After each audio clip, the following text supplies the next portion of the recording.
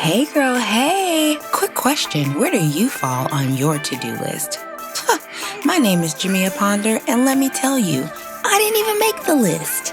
I am host and creator of the Mrs. Beside, a safe space dedicated to the real ones, standing beside and never behind. Girl, this life ain't no joke, but best believe everything you want, you are worth.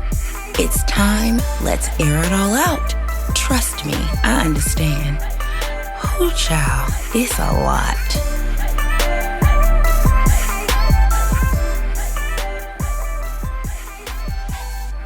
Hey girl, welcome back to season 2 of the Mrs. Beside. I am absolutely thrilled, over the moon, excited that you're back with me again and I'm back with you, and I'm grateful. I feel like this has been quite a journey from October to now.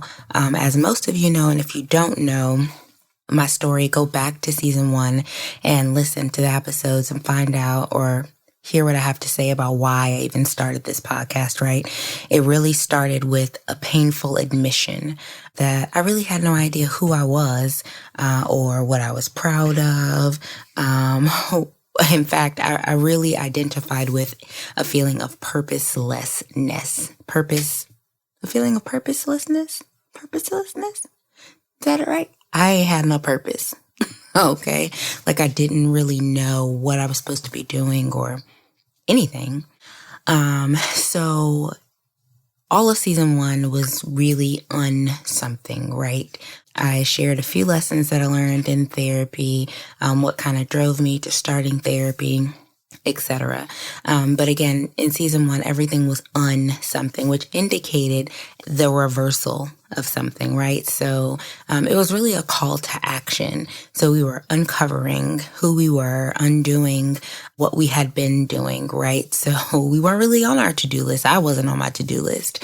We were unfiltering ourselves, becoming unbothered, unrestricted, unafraid, right? Getting past fear, uncensoring ourselves, unwinding a bit, dealing with the unpredictable, dealing with feelings of imbalance, really. Like I was really unbalanced in my approach in life, getting past feelings of being unloved, getting through the unfamiliar, getting through and past the unexpected, and then finally unearthing, right? So that was really one that was near and dear to my heart. Because if you follow season 1, you can kind of see my progression, right, of not really knowing who I was and then getting to the end of the end of the season, and really being able to say and relish who I am, right? Stand flat-footed and say, I am these things. But it came as a result, y'all, of some unearthing, right? And unearthing means you have to dig up some stuff and it's likely painful. Why? Because it's been buried a very long time. It forces you to deal with emotions that you've placed on the back burner, right? Because we've been just trying to survive, right? You're trying to just get through the everyday life. I don't have time to deal with that because it's going to take me time to unravel this stuff. But what I'm saying is you have to unearth the ugly before you unravel. Ask me how I know, sis. I unraveled. The last drop of water hit my bucket and everything fell out. And I was left with the mess that is myself. I could not cover it up any longer. I couldn't hide it. I couldn't keep it together. It was beyond me. And so what I'm saying is if you don't deal with that stuff, y'all, it will claw its way to the surface. It will come out. And it will manifest in other ways. And so once we start doing some of that hard work, and I hear you, right? Jamia, I don't even know where to start, okay? I know something is wrong, but I don't know what's wrong, but I'm really scared to open Pandora's box in a sense, right? Like I don't really know what the heck is in there. I know what's in there, but I don't really know what's in there. And I don't know how it's affecting me. And I told a story about a molestation experience that I had, right? Working at McDonald's when I was 14 and how that showed up in my marriage. I promise you, I did not know. I didn't cognizantly know, right? I wasn't thinking about it. I wasn't aware of it, that it was even showing up in my marriage. My husband would walk up behind me, what the stuff you see on the movies, right? Your man walk up behind you or whatever.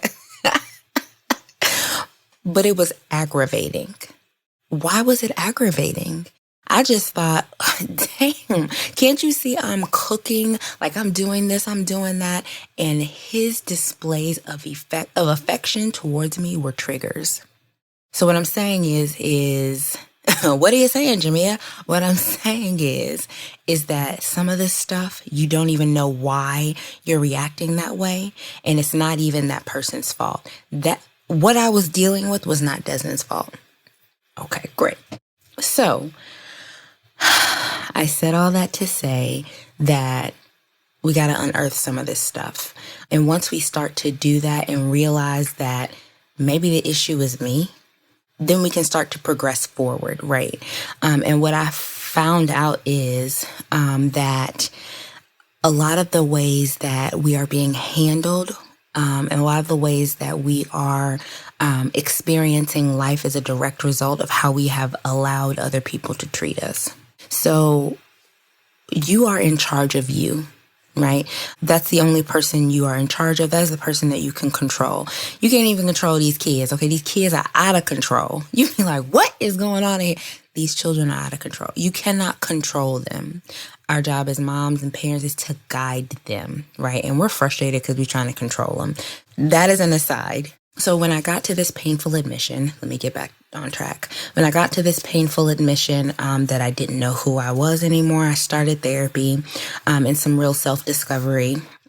And what I found out is if you ask the questions, eventually you'll start to figure out the answers, right? So who am I? Okay, who am I? Who am I? Okay, I know I'm a mom. I know I'm a wife. I know all of these things, okay?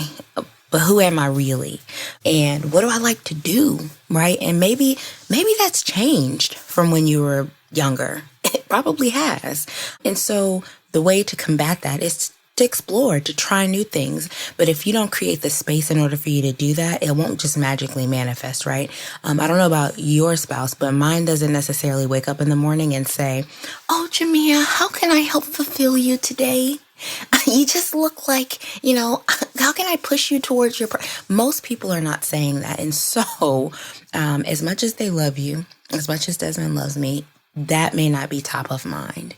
And so you have to get in a habit of prioritizing you. Creating some space for you to be able to explore those things. Oh, no, I don't like that no more. I don't like that food, or I don't like that. Or I do like that. Dang, I really do like watching movies. Or, I do get a sense of relief from painting. And I know that it's going to look different, y'all, because we're still in the middle of a pandemic. But that doesn't mean that we don't have creative ways to still explore. And to still explore what it is that we want to do, what we like to do, and kind of who we are. In fact, maybe it means that you have a little bit more time, right? Maybe it means that instead of, sitting up at night, scrolling on Facebook, maybe you take those 20 to 30 minutes to actually journal and see what comes out of you. Just write. I know it sounds silly, right? But just write. Get a pen and a paper and just start writing. Write down the questions. Write down all the stuff that scares the crap out of you. Get it out of you because it's still sitting there. And it's not going to change it, right? It may not change it, but what I'm saying is that your outlook on things can change. The moment that you start to speak something different, you can also start to see it differently, and it shapes your world. It shapes your vantage point. Not that bad things don't happen, but the way that you see them also helps how you overcome them. So we have to start undoing the tape, right? We have to stop the crazy crap that we're telling ourselves. Oh, no one loves me. I'm not good enough. I'm not smart enough. I'm not tall enough. I'm not this. I'm not that. Friend, it's enough. Because that toxic stuff, the way that we are thinking, the way that we are writing the script for ourselves, the tape that we're playing ourselves, it might not even be true. It might not even be true. And the reality is you are good enough. People do, your family does love you. And I remember when I started to kind of go through this healing process, I started asking myself different questions. And one of the questions was, because I would always say, God, I pour out so much for everybody else. Now, nobody does anything for me. And that's not true. People do stuff for me. do. Okay. But people do things for me. My husband did do things for me, and he would show his affection toward me and that he loved me and that he was thinking about me. But was I recognizing it? The truth is I wasn't. I wasn't recognizing all the ways that he was showing affection towards me, the way that he was showing, I'm thinking about you. I used to say, well, how do I know you're thinking about me? Hell, you ain't caught, you ain't caught. I don't know what's in your brain. But I had to start recognizing the ways that he was showing up for me. And not that, I just should accept whatever, right? But I can recognize the way that he is trying so that I can have a more thoughtful conversation with him about the ways that would be more meaningful to me. Hey, I recognize that you do X. Do you know how big of a difference that makes in a conversation? When you say, hey, I recognize this, and it's really meaningful. It's really important. It's really special to me. I appreciate that you're doing that. But would you mind? This might be more meaningful to me. It would be more helpful. I always tell the story about the Twix, right? I used to go to the store and I would buy Twix for Desmond. I'd be like, shh, I bought the Twix for him. You're like, I know it's his favorite or whatever. And so I would bring it home. To me now, that meant a lot. Like, I was at the store, I thought of you, and here's a physical representation of my thought for you while I was out at the store. And I would bring it home and he would be like, okay, cool, thanks. I'm like, okay, cool, thanks. Fool, I just went and bought a Twix for you because I knew it was your favorite. Like, my feelings would kind of be hurt a little bit. But it was nice because he liked Twix, but it was more meaningful to him for us to sit down and watch a movie together, for us to put the kids in bed early and to have us time. It was more important and more meaningful that he have that physical connectivity, that time with just me, right? So it may not have been that I wasn't putting 100% forward, but the Twix meant a little bit less than the time together. At any rate, we got to start seeing the ways that people are showing up for us, and then show up for your own self. Create the space that's going to alter your environment, that's going to lighten your mental load. Do what you want to do and nothing more. Okay? I mean, you do what you need to do, obviously. I'm not saying, you know what, Jamia said, do what I want to do, and I don't want to pay these bills. Okay, sis, well, you want to sit in the dark. Okay, be realistic. But what I'm saying is learn the power of no, okay? And relish in that. No, this is my time. Put your foot down. I used to say, Mom's done. And Mom's done for the evening. Thank you and good night. Unless your head is rolling down the hallway, right off your shoulder blades, please don't come and get me. Because I need this time. I need this time to mental dump. I don't have quiet time. And somebody's always pulling on me. So no, Mom's done. So anyway, we're getting into season 2 now that we're kind of getting all of that stuff out of the way. We're changing the way that we're viewing our circumstances. We're changing our thoughts around that, which impact our feelings and then our actions as a result, right? So one of the most important things that I learned in therapy was that whole cycle. It's really called CTFAR. It's a model. It's circumstances, thoughts, feelings, actions, and then results. And it just kind of walks through how our thoughts affect our feelings. And then our feelings around that circumstance can change, but are they changing for the positive or for the negative, depending on what you're telling yourself? So really figuring out, how do our thoughts serve us? Are they helping us or are they hindering us? So again, everything for season 1 was kind of breaking those cycles, really awakening us in a sense to kind of start the reversal of those actions. So now that we kind of know those things, we can get over to a place where I am all of that and then some. I love you, but I love me. And really getting to a place where we can put some respect back on our names. And it starts with you, right? Because that's the only person that you can control. And in order to have it start with you, have to accept responsibility. And I would say, okay, when I had my breakdown, I was like, all of you just take. All of it. You just take from me. You just take from me. I said, but you know what? I'm the dummy. Okay, that's me. That's my fault. And that was me saying, I accept responsibility for the environment that I've created, right? I created an environment where nobody had to think about these things. They just were on autopilot, right? The laundry fairy comes in and then the towels and washcloths and clean panties and clean underwear and socks and all these things just appear, right? Meals prepared. They just appear. Groceries in there. They just appear. The grocery fairy is wonderful. If you haven't found out about her, she is amazing. So I had to accept responsibility and speak up for me. You know what?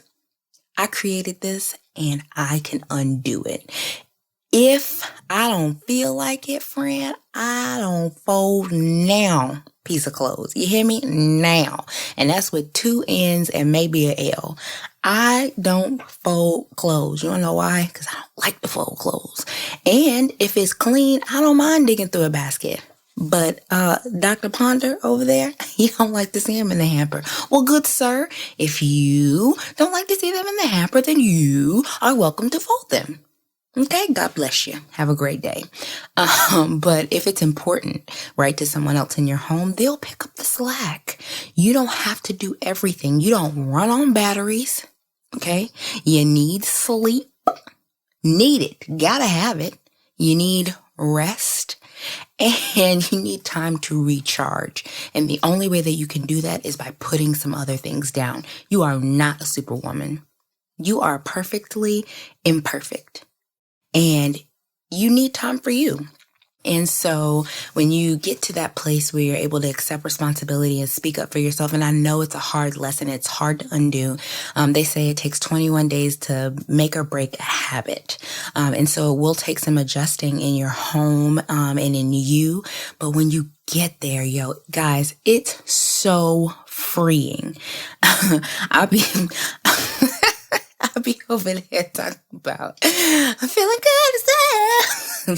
But dang on Lizzo, like it just feels good. So then we get to season 2, right? So we've everything in season 1. And now we get to a place of season 2 where we are everything. Okay. We re-upping. It's time to glow up. Okay. No more whoa, it's me. In 2021, we had whoa, it's you. Like WOHA, friend. You're glowing. You're doing great. And so for today's episode, I'm entitling it respect, right? And so by definition, respect is a way of treating or thinking about something or someone with a feeling of deep admiration. So my challenge to you is admire yourself. You are a work of art. And in and of yourself, by yourself, not having done one thing, you are worthy of love. You are worthy of admiration. You are worthy of respect. And that, my friend, is what we about to start demanding. Respect, because it affects our inward position, which reflects outwardly. And then you don't accept anything, okay? I don't have to accept that. You want to know why? Because I don't. I said what I said, and I meant it. So we're done tying our worthiness to our productivity. Even without having done one thing, we are still worthy. And so we are developing and identifying what the issues are and how they domino effect into other areas of our lives, both positively and negatively. So we are cutting the toxins. We are drying up those old wells, healing those emotional wounds, and pouring out the good, right, from the inside out. And you cannot ever fill from an empty cup. And without a break, there's a breaking point. And so I'm here pleading and begging with you to please get to a place where you are unearthing those things because you don't want them to transfer into other areas of your lives. You don't want them to negatively impact the way that you are able to, relate with your spouse, the way that you're able to relate with your children. I always think about the fact that I had and have dealt with feelings of abandonment, right? I grew up without my biological father, even though I had my stepfather, who I call my father, in my life for the large majority of my life. I still dealt with feelings of abandonment, of not having my biological father there. What was wrong with me, right? That he didn't stick around, that he didn't fight for me, or I felt he didn't fight for me. And so I grew up thinking I would never do that to my children. And as a result, it doesn't have to show up negatively, right? But as a result, I was at everything for my kids. Everything. Every parent-teacher conference, every, open house, closed house, under the house, over the house, on top of the house. I was there. But I was killing myself. And my children were not neglected.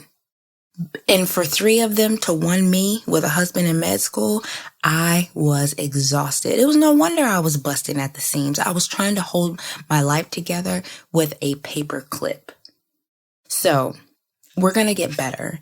And so in season 2, we are getting to a place where we are resetting who we are. We are retiring some old thoughts. We're replaying, refreshing, rebuilding. We are getting over the need to have revenge. Okay, the need to react. We are returning to the essence of who we are, and getting some of those needs met, right? Reviewing our passion and our purpose through our pain and reminding ourselves of our rights, right? Because it's empowering to know that information. So I am over the moon excited. You guys know I love you to life. I believe in you. I see so much potential in you. And I know that you can be your best self. So it's time to go get it. All right. You guys enjoy season 1. I'm sorry. Enjoy season 2. What in the heck? Okay. Enjoy season 2. It's time to really get jiggy with it. Na. Okay, just kidding. Y'all, it's getting late. I am tired, but again, I love you so much. I believe in you. I know it's a lot, but you, my friend, are worth it. All right, until next time, bye.